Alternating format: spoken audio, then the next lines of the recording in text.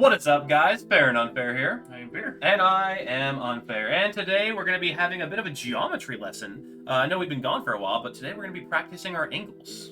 I was going to make a joke about some formulas I used in high school or college, but I can't remember any of the name of them. Quadratic formulas? Yeah, the Pythagorean theorem, Pythagorean too. theorem, Yeah, we're practicing our angles, doing trigonometry, hitting people with flying creatures. All the same thing, honestly. Birds, people, ladies, flying, wings. What is life? We'll figure it out during the game. But let's go ahead and get into it. Thank you so much for watching. We'll be there in just a second. Alright, so we are starting off with angles, as we said. Angels, if you didn't catch on to the fact that we don't know how to spell. We are playing Soul Warden and Speaker of the Heavens as our two 1-drops. They both gain life and have different effects for being able to do stuff in the later game. Bishop of Wings is the surprising MVP of the deck, being able to gain you 4 life whenever an angel enters the battlefield, as well as being board-wipe protection by making it to where any of your angels, when they die, give you a 1/1 white spirit, so that it gives you protection from board wipes. Youthful Valkyrie is just a good 2-drop angel, and then from there on we have 3 drops, which are the most important in the game. So we've got Righteous Valkyrie, which gives everything +2/+2 as long as you have 27 or more life, and you gain life equal to the toughness of any angel or cleric you have into the battlefield, so it kind of ends up helping itself. Resplendent Angel is another win condition, being able to give you extra angels whenever you gain 5 or more life every turn. Clay Evaporation, good removal spell. Glasspool Mimic gives you another copy of whatever's the best thing on the field. Usually going to be another copy of Skyclave Evaporation, Righteous Valkyrie, Resplendent Angel. And then Livala gives you protection from board wipes as well, just another way to do so. Collected Company gives you the ability to play 2 more creatures. Everything in the deck creature-wise is 3 mana or less, so Collected Company does hit every single creature in the field. And then you've got a couple of lands. Mana base is pretty straightforward, primarily white with a splash of green for Collected Company, a splash of blue for Livala and Glasspool Mimic. Going to the sideboard, we've got a couple of removal spells in Babbling End, Remorseful Cleric for graveyard decks, Disdainful Stroke for decks that have a lot of 4-drops or higher. It's able to counter things like board wipes, etc. Once again, that is kind of our biggest issue since we are playing a creature-based deck. Mask of Vandal and Knight of Autumn are both good ways to get rid of artifacts and enchantments. Meddling Mage is able to stop opponents from doing their primary thing, like naming Wrath of God. Once again, board wipes. Linvala is just another one, so that we have the full set whenever we need it. And then Yasharn is really good against the Sacrifice deck, because Sacrifice is still a very powerful deck post-Uro, and it is also just a very difficult deck for us to beat, so Yasharn is a good card in the sideboard for us. But that goes through the whole deck, so let's go ahead and jump into a game. Alright, so we get to be on the play, and our hand is actually not terrible. We have triple Soul Warden, so we will be able to gain a ton of life. We would like to just draw a couple lands so that way we can collect a company, and Bishop of Wings being able to gain us extra life is nice as well. So we'll keep this, so we could definitely get better, but we'll definitely start with this. One of the best openings you can do is go turn 1 Soul Warden, turn 2 Bishop of Wings, turn 3 Resplendent Angel. Because when the Resplendent Angel enters the battlefield, you get the 4 life off of Bishop of Wings and the 1 life off of Soul Warden. So you end up gaining the total of the 5 life that you need in order to get the 4/4 Angel off of Resplendent Angel. And so that's usually just the best turn of events that you can get out of that series of cards. This is usually a good matchup for us. I think we play double Soul Warden here personally. That's probably fine. That way we just gain so much life off of our opponents playing any creatures. They're probably playing like a black-focused aggro deck, and if they're not, then we can always figure out what they're doing from there. But like Soul Warden's just going to gain us so much life anytime any creature enters the battlefield, so we're in a good spot. They're either on some Vampires variant or just playing some grind in range deck. Yeah, there's also a possibility they're like on the Dread Wanderer Skyclave Apparition deck, or not Skyclave Apparition. The 3/1. Skyclave Shade? Yes, what was the Skyclave Shade? That's a possibility as well. Splashing red for maybe, like, if they're playing bulky, they could also want to cast Tibble on the other end. Or maybe even splashing for some type of burn from the deck. That's Vampires. Yeah, it is Vampires.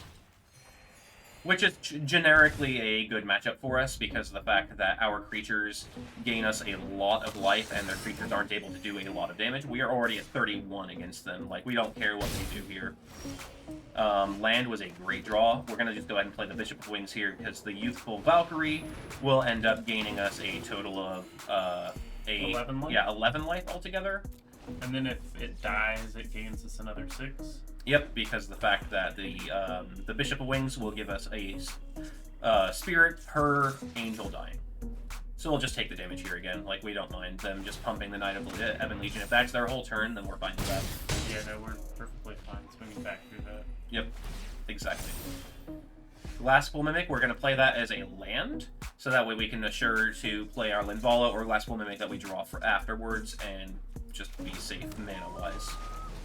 So the Youthful Valkyrie comes down. I think it's actually worth swinging with the Soul Wardens here, too. I think we just need to start putting pressure on them. I mean, yeah, we go to... Like, if we trade with the or Dust something Legion. here. Yeah.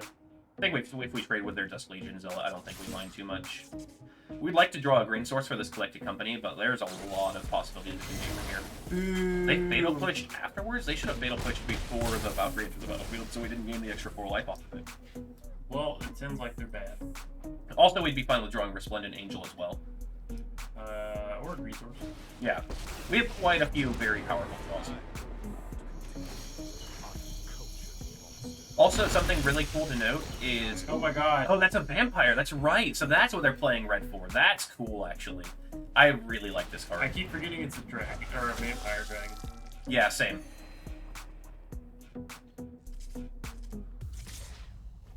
They just attack for 2 here, so they don't get any night buffs here. Skyclave Apparition was a great draw. I think we get rid of the Emissary and Predator because that's their only flyer, and then we just attack the sword. Yeah. Also, it gets indestructible really easily. So. Exactly.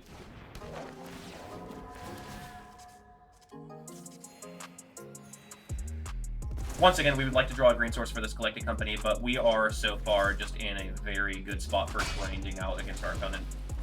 I mean, admittedly, like, we're at 41, they're at 21. There's so much incidental life gain, and it's really great for this deck as well because of the fact that you just don't mind losing a bit of life. No blocks. Yeah, just no blocks. Like, we don't mind taking 6 or even 9 here because we'll still be at over 30.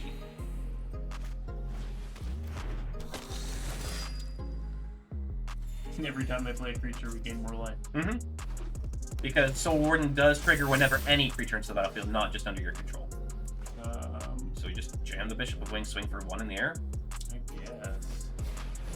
Like, admittedly, we do need some way to start closing out this game because their Knight of the Ebon Legions are going to start getting really big and hard for us to deal with. And if we are really unlucky here, we might just lose to that. I think we just take the damage here again. So they have double activation up, which means they have 2, 4, 7, 8, 9, plus a potential 6, so it's up to 13 damage. Maybe you block the 3/4 with maybe the Skyclave. Yeah, I like that because you do want to stay above 27 because you do get your damage bonus on the Valkyrie. Although you gain at least 10 life on the Valkyrie comes into play now. True. So. Come on, green source, green source, green source. Please, green source. Yeah, absolutely. That would be really ideal, honestly. There we go. And now we get to spin the company. We're going to go ahead and get a Righteous Valkyrie and a Resplendent Angel. Those are the 2 best cards for what we're playing right now. As you're going to see, we were at 31, and we're going all the way up to 56. We're just swinging for 5 in the air. We're going to get another angel off of the Resplendent Angel here, which is going to give us a lot of life. We're going up to 72 there. And usually that's just a really hard position for your opponents to come back from. Well, we're taking whatever damage they're sending our way at this point. Because we'll just hit back for more. You're just like, I don't give a shit what you're attacking for. Yeah, they hit us for like 30 there, and we just don't care at all. And the opponent hit us with a good game. And the Glasspool Mimic there would definitely target the Righteous Valkyrie because everything would get an additional +2/+2. For sideboarding, we just took out all of our Linvalas since they don't have any board wipes, and we also took out a Glasspool Mimic. And then we decided to add 2 of our Baffling Ends for removal, and then 2 of our Meddling Mages to name their Sorens, so that way they're not going to be able to get an insane amount of value off of the Sorens. If we get the second Meddling Mage, we can always name him Stern Predator or Knight of Dusk or something like that. I will never remember that card's name. So one of the cool things about playing Glasspool Mimic with Meddling Mage is technically we're playing 5 in our deck. If we draw Meddling Mage and then we draw any Glasspool Mimics from there, they can be a Meddling Mage if we need it to be. Like if we know what our opponents are playing, like if they show us any cards from their hand, etc. So that's a really cool addition. We were playing on stream on Friday, and we had 4 Meddling Mages on the field at one time against Blue-White Control, naming... Wrath of God, Doomscar, Teferi, and Absorb, I think. Did we ever play a 4th one? I don't know if we played a 4th one. I think. Either way, like, it was really cool that we were just able to continue, like, even though we're only playing 2 Meddling Mages, we were able to have so many Meddling Mage effects. Like, you want to play card? I don't think so. Exactly. And Speaker of the Heavens was a fantastic draw there, so that way we actually have a turn on the left. We would like to draw lands from here. Being able to play Resplendent Angel / Skyclave Apparition would be really nice. Roiling Vortex is interesting. It keeps us from gaining life certain turns, I guess. I'm not super worried about it, though. I think we go ahead and play the Meddling Mage now, naming Sorin, so that way they're not going to play it. That was on purpose. Sorin Imperious Bloodlord is the 3-drop Sorin that most vampire lists play. And also, whenever you're playing Meddling Mage, there is one thing to note, is being able to know what your opponents are playing and like what their primary cards are, and naming specific things with Meddling Mage is very nice. Being able to know what your opponent's best card is and naming that and stopping it is a very important skill to have when you're playing that card. You probably just play the Skyclave and take away the Rolling Vortex or whatever. Right? Absolutely. Because that way, the next turn we can Baffling on their creature, and then whatever creature they play, and then play the Youthful Valkyrie. And it's like itching feeling that they're going to play the Emberstone Predator next turn. Yep, and then we can just get rid of... Oh, well, we can't get rid of it. Which is kind of an issue, but we still do have the ability to get the Youthful Valkyrie bigger than their Emberstone Predator, since there's not going to be anything in the exile, or in the graveyards.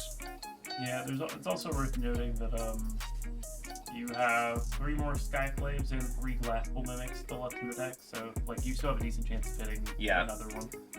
A lot of the time, whenever you're playing this deck and you're trying to be a little bit more disruptive, Glasspool Mimics are going to target your Skyclave Apparitions, and you're just going to get a ton of Skyclave Apparitions. And that's usually just a way to win. They probably just have a removal spell here. Okay, yeah, they're going to play their Sorin next turn, probably, and then minus put their Emberstone Predator on the field. Not if I have anything to say about it. I wish Baffling End didn't just say specifically creature, but I guess it is a pretty well-balanced card, since it does only hit creatures as a 2-drop. And then gives them a 3/3 if it does it. Although, which now, 3/3 is just not that bad for a creature. Yeah. So they did have Sorin, and they're probably just going, yep, here comes the Emberstone Predator. No, Champion of Dusk. That was the card we were kind of worried about, but that's not super... Maybe just play Resplendent Angel here, and then Palette Fountain tap? Okay. Well, I was playing it as you said that. Do we want to play the... I see no reason to play the other cards. I just like the idea of getting the extra counter on the Youthful Valkyrie. Is it worth attacking the Sorin here and just going ahead and getting rid of it now? Because otherwise they're going to start putting counters on the Champion of Dusk, and that's going to get really dirty. Yeah, that's probably fair. Like, they probably just end up blocking the Skyclave Apparition and get a free 2/2 out of it. No, they block the Speaker of the Heavens. We're fine with that, too. I can say the Speaker gets a little out of hand too quickly. It does have the ability to, but we only have 3 cards left in hand, and we don't have much to do with it. And we also have to have 7 life over our beginning life total in order for it to do anything beyond be a 1-drop 1/1. We're totally fine with the Skyclave or the Knight because we can just get rid of it. Yep, exactly. So we can shock and play everything. Yes. We're going to start with the Baffling End on the Knight of the Ebon Legion.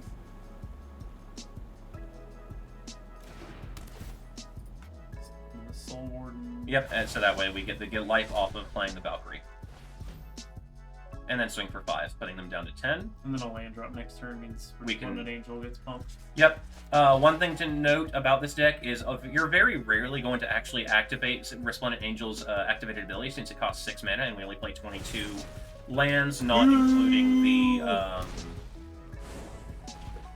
Glasspool Mimics. But you do want to make sure you hit your 6th land drop if you can, so that way you can make sure you can activate it if you have the ability to. We just take the 4 here. Take it.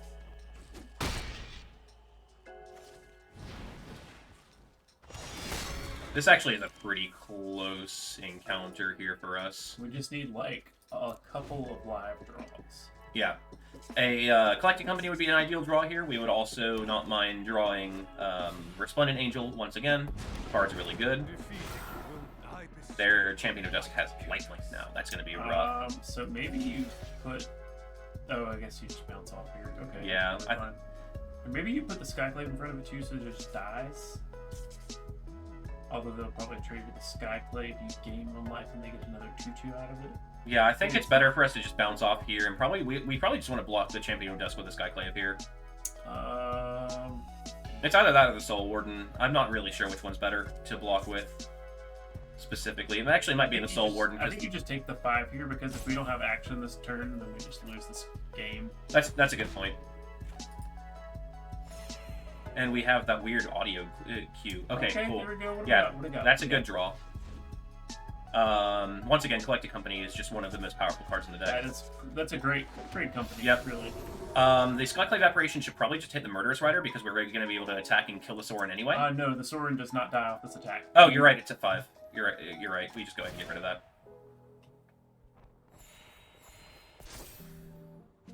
So we get rid of the Sorin here. The Champion of Dusk is still a 5/5, but we're gonna attack for 2 flying. I think we hold this back to block the Murderous Rider. Oh, I guess it doesn't matter actually. Maybe we hold back the Soul Warden to block the Champion of Dusk, and then we bounce here, bounce there. I actually think you leave the Apparition back, because they attack with it, it dies, and then they get a creature, you gain a life off of it entering the battlefield. I think leaving the Soul Warden is like the best option. Like you attacking with the Soul Warden, you mean? Keeping the Soul Warden. Keeping it alive? Keeping it alive, yes. Okay, gotcha. I was not following what you were trying to say there. They do have Lockthwain, so they are going to be able to start getting some pretty good value out of it. Well, they'll get like 1, maybe 2 draws out of it. That's too late. Yeah, Grafdigger's Cage is really good against this deck if you have specifically Collected Company.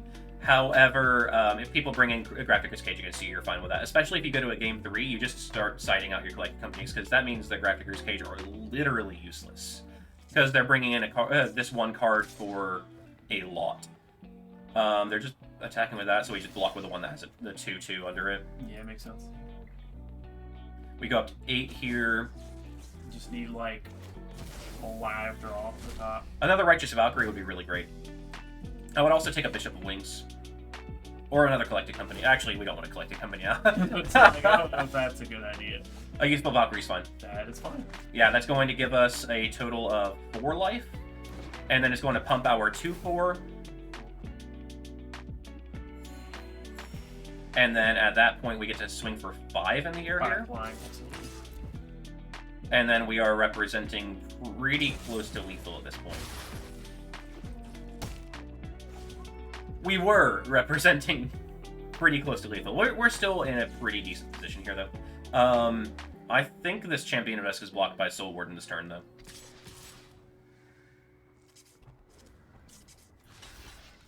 Because this Skyclave Apparition giving them a 3/3 is really good, because that means the Valkyrie wouldn't be able to bounce off of it. Okay. We don't want them to have the 3/3 here. It's really strange whenever we get that audio glitch where half of the sounds just don't exist anymore. They upgrade the Valkyrie here. And the Predator. This is going to be a really difficult position for us to win from. I think we're moving to game 3. Yeah, we'll go to game 3. There's not much we can do against the 5/5, as well as the Immerstern Predator being able to get indestructible very quickly and get really powerful. Alright, and we are in game 3. We took out 2 of our 4 Collected Companies, so that way the Grafdigger's Cage the opponents play are going to be less good. We do have a way to get rid of it through Masked Vandal, which you see right here. This hand actually seems fine. If we draw any land, this hand is just absolutely nutty with the Youthful Valkyrie into all of the other Valkyries and the Angel. I think this is a fine keep. Yeah, literally any untapped land we're good. And yeah. Any land is untapped, so... Yeah. But yeah, we just decided to side out 2 of our Collected Companies, since the Grafdigger's Cage is really good against it. Masked Vandal is going to be able to destroy the first one that they play. Actually, I think we play the Classical Mimic here. So that way we have an assured 3-drop next turn. I think I think that's better than playing a 2-drop and hoping. It's close. Yeah, it's probably not. Because we also gain life. And a sure 3-drop is better than a maybe 3-drop. Yeah, I agree. And then not only that, but we do gain life anytime any of our other creatures enter the battlefield. Masked Vandal, by the way, since it is a shapeshifter, it is considered an angel, so you do get triggers off of it. So we just jam this first Valkyrie here. And we're off to the races. If the opponents play a Sorin, we Skyclave Apparition, otherwise we're probably just going to play the second Valkyrie here.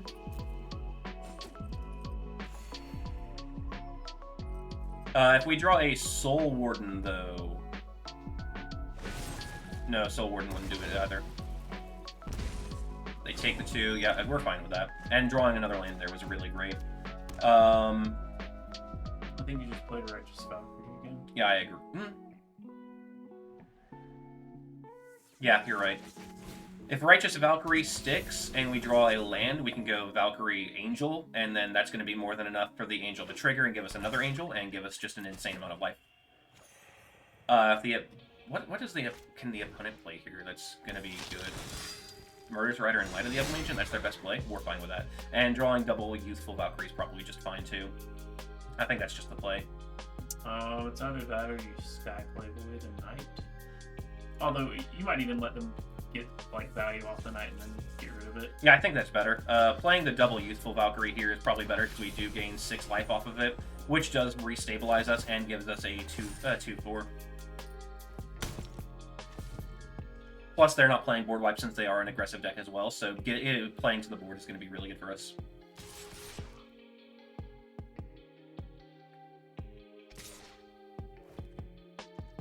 Just bounce off of it and take the other damage. Yeah, why not? And make them pump the Knight here. Yeah, if they pump the Knight here, that means they spent most of their turn doing nothing. Because we take some damage, but then we just get to play the Skyclave Apparition and get rid of the Knight of the Ebon Legion. Ooh. I think you still just play the Skyclave. Yeah, that's definitely correct. I'm just greedy. And we just attack for 4 in the air here. We would gaining 4 life back every turn. Yeah. But that means that we're going to be at parity. Literally any land off the top would be fantastic. Well, now that you say that, we're going to draw the Glasspool Mimic. Which, I mean, actually, I wouldn't be opposed to because of the Righteous Valkyrie. Baffling End isn't bad. We can now get rid of their Death Toucher and then play the Youthful Valkyrie here.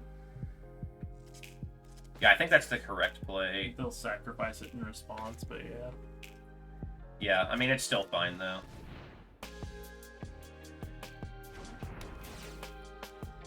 We still get rid of... their Death Toucher's still gone, which is the part that matters. Also, it taps that if they...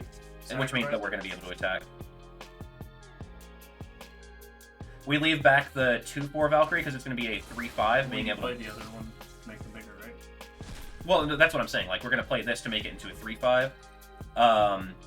When they attack, it'll end up being a 5/5, so they'll maybe we don't block it at all. Maybe we just attack with everything here. So they can currently deal 6 to you, maybe 7 when it attacks? 7 definitely, because there's something in the graveyard. I mean, as long as you're not playing Berkeley. I think we attack with these 3 here. That seems fine. Huh. Come on, green source. Yeah, that would be nice. So that way we can play both of these, which would give us more than enough to, or give us exactly enough to play both. So we get the. Oh, they killed the smallest one. I think we just take the 7 here. Yeah. That audio glitch just throws me off so much. Bishop of Wings is interesting. Enough, unfortunately. Although it does leave back your blockers as a secondary life source. And it also makes our Resplendent Angel next turn. I'll make an Angel for sure. Oh yeah, that's true. That's true. Yeah, we play the Bishop of Wings here and then just pass. We block the Emberstern Predator with our 2/4 Youthful Valkyrie, and then we'll figure out what else to do from there. Well, after you get the Resplendent Angel in play, as long as nothing dies in the process, we're golden. Absolutely, because we'll gain an absurd amount of life. Alright, we're golden. Yeah. Which is strange to say after they just drew multiple cards, but... This is a very winning position for us, even if it doesn't look like it. So we're able to block here. Are actually able to block the 2/3 very safely too. I am almost nervous to do it in case there's a fatal push, but I think we have to take that chance. Do you think the fatal push is... So, like, we can take 4, go into 8, we play the angel, we go to 15, we go to like 20 at the end step. We gain 3, 7, go up. Wait, do we go up to 27 if we have enough life total? No. Like if we don't lose our life here? Because we go 12, we gain the 3 off of the righteous Valkyrie, we gain 7, the 4. Another 8. Yeah, so that's exactly enough. That's exactly, yeah. So if you do that like you're going to, yeah. So we just hope they don't have a fatal push. Yeah, if they don't have a fatal push here, then we get to do a lot here. This is probably the turning point for the turn here. Not sure if this is the correct play if they have the fatal push, which it looks like they might. It might be bad for us. Yeah, it looks like they're hovering over it now. Fuck! It was so close. Oh, it does work, right? No, because we don't. Oh yeah, because the fact that it's an angel too. Yeah, because bishop. You're right. I think the sound's completely gone at this point. Some effects are still there, but the majority are gone. Yeah. Watsy, would you mind fixing my game, please? So you're just swinging for 5? Yeah, there you go. Yeah, leave back one of the 1/1s. Then we get an angel, which gains us some more life and makes our dude even bigger. The 1/1 blocks the Stern Predator. We're up to 22. And any land off the top also makes your Swan and Angel attack for 5 lifelink. Mm-hmm. And assuming... Actually, they're just dead here, right? Yeah. Land off the top would just be a linchpin. I mean, admittedly, they do have 7 mana and... Okay. I don't think it's good enough. Yeah, they don't have the extra red mana to make us not gain life as well, so... That's a 4/4. Maybe it's worth just blocking. Hold on. So they got 1 blocker left back. They probably got, what, 1 removal spell in hand. So, yeah, 1 blocker, 1, 2, 3. So, I don't care. I think it's worth blocking the Champion of Dust just in case. Like, I think we trade with it. Okay, yeah, trading seems fine. Yeah, I think it's fine to trade with the Champion of Dusk. This guy has Death Touch, so maybe we just let that damage go through since we're at 22. This shit has gained them so much life this game. It has. Although they also can't stop us from gaining life next turn. Correct, because they only had that 1 red source. And Glasspool Mimic targeting Resplendent Angel is just the wait, make sure that's wait, it only. Oh wait, no, we hit Apparition, getting rid of their. Oh yeah, makes sense. Genius. Absolutely. And now we get to attack with everything safely. They got a damn fatal push in hand, don't they? I mean, even if they have a fatal push, they just hit our 2-drop. Cool. I'm fine with that. We have a 3-drop in play. Well, no, I'm saying, like, they probably want to hit the Valkyrie, though. Because it's a 6/8. Yeah. I'm going to leave back a Spirit, just in case.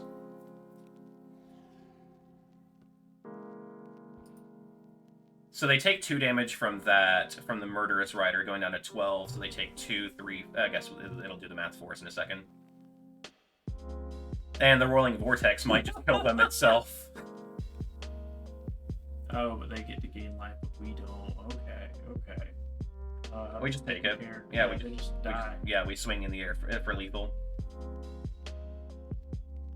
And that is actually better. Yeah. So we get to attack with all of our guys in the air and activate Resplendent Angel and say good game.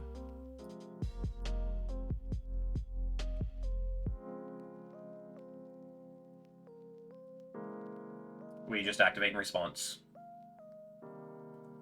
Wow. And that is the game. So, as you could see, the deck itself, Angels, is a very powerful deck, being able to come back from a lot of positions, especially against aggressive decks like vampires. Gruul is also a really popular deck in the format right now since Uro is gone.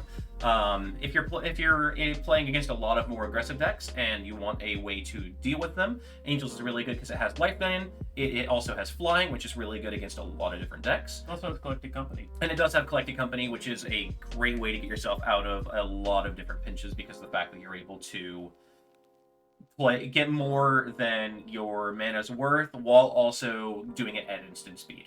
It helps you really swing board states in a way that you can remove your opponent's creatures and that you can randomly gain. God, I've gained like 20 plus life on a turn before just off of a Collected Company. Absolutely. It feels so gross. And sometimes you just kill your opponent because you get double Righteous Valkyrie. Yep. And the combat math is really difficult against this deck, so if you see yourself playing against this deck, just remember that Collected Company, as well as a lot of other things, when the opponent hits 27 life, there's going to be a lot of different math changes with the numbers. So if you're playing with or against it, just know that it can be a lot more tricky than it looks, and there's a lot of life gain. So if you're playing against it, you want to kill them as fast as possible or beat them in a different way, like by milling or having an island effect. Remember, pack your Rampaging Ferocidons. Rampaging Ferocidon is a very good card against this. Yeah, no, I had somebody play it against me, and I was just like, I don't know how to beat that. Yep. But until next week, guys, thank you so much for coming back and hanging out with us. I know we haven't streamed it, or we haven't played a couple of videos in the couple past weeks. We wanted to let the format settle down since Called Hang came out, and then we had a couple of bans. So we're back in the format now, and we're going to start all over again. We'll see you guys again next week, though. And Bye. yeah, see you guys next week.